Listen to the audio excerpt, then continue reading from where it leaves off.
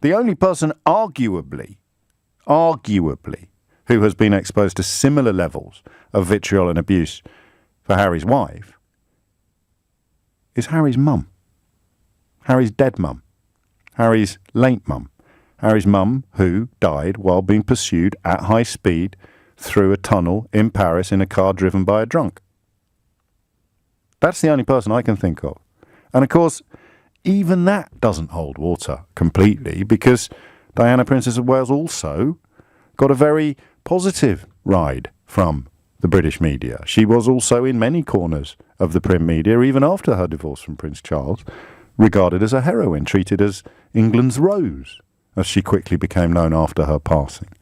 So I can't think of anyone, actually. All she did was marry the fella. She's not trying to flog perfume, although good luck to her if she decides that that might be an avenue she can go down now. All she did was fall in love. No, she didn't. She's a pushy. Why are you taking against her in a way that you never took against Kate Middleton? What is it about Meghan Markle that makes her so different from Kate Middleton? Is it the fact that she was successful in her own right you've got a problem with? No, James, how dare you?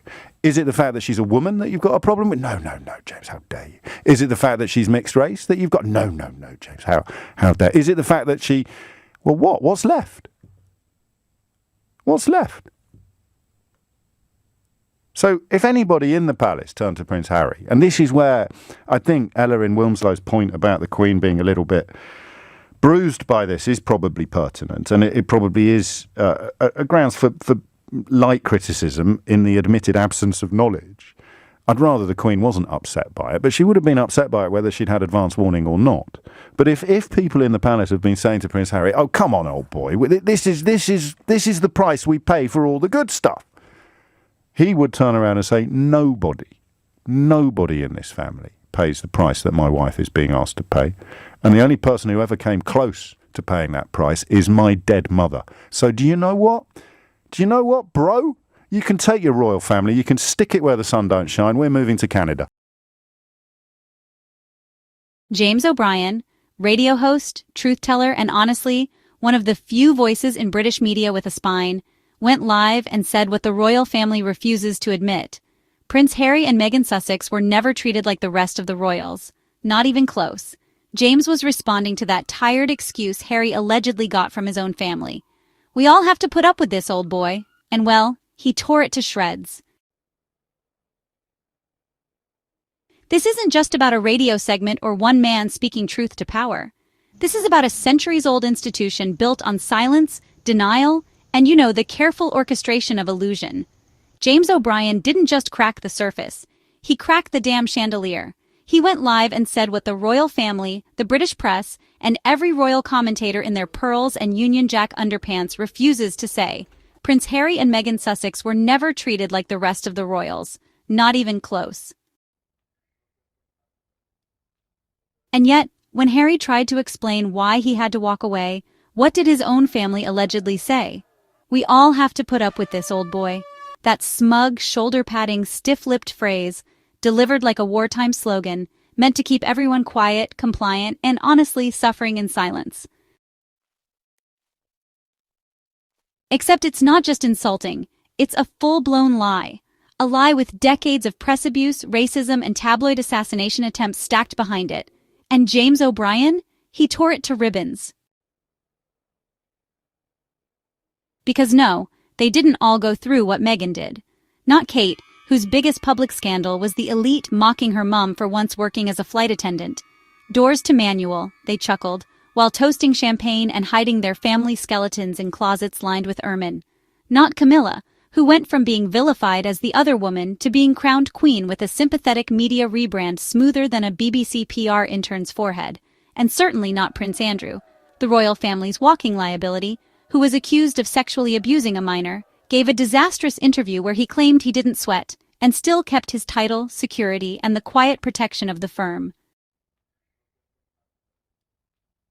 Compare that to Meghan, who was accused of being manipulative for holding her husband's hand, labeled narcissistic for cradling her pregnant belly, and smeared with headlines accusing her of everything from bullying to black magic. You want to tell me that's the same? That all royals go through it? Give me a break. The truth is, Meghan walked into that family with elegance, compassion, a global following, and the kind of independence that made the monarchy uncomfortable. She didn't just marry a prince. She walked in with her own crown. She wasn't raised in a castle. She built her platform brick by brick.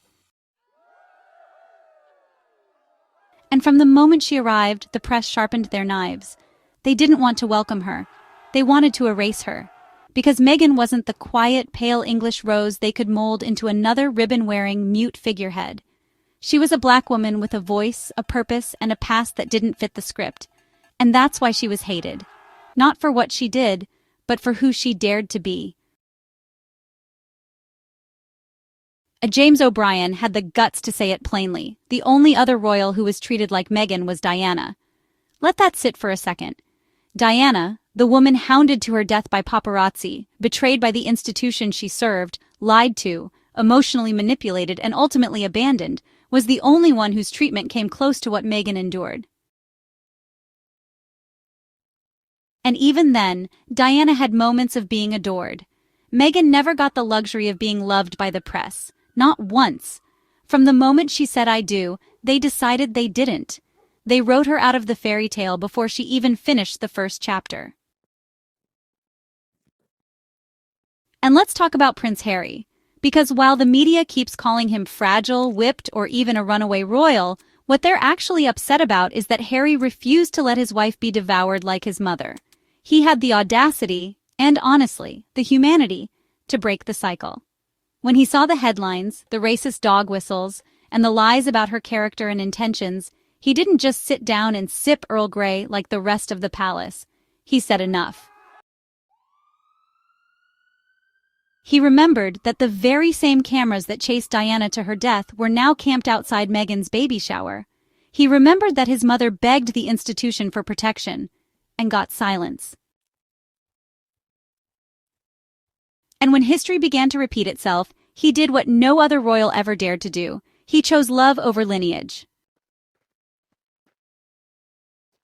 And let's not gloss over how they punished him for it.